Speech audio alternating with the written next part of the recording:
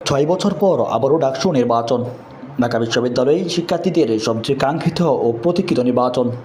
ঢাকা বিশ্ববিদ্যালয় কেন্দ্রীয় ছাত্র সংসদ ডাকসু নির্বাচন অনুষ্ঠিত হতে যাচ্ছে 2025 সালের সেপ্টেম্বর মাসের দ্বিতীয় সপ্তাহে।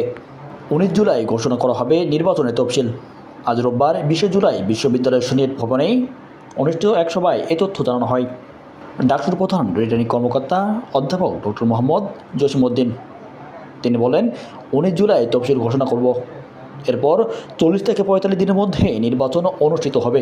আমরা নিরপেক্ষ এবং সুষ্ঠু নির্বাচন করতে প্রস্তুত। এবারে নির্বাচনেই অংশগ্রহণ হবে 6টি নিরপেক্ষ কেন্দ্রে, যেখানে ছাত্রছাত্রীদের হলভিত্তিক ভাগ করে ভোট গ্রহণ করা হবে।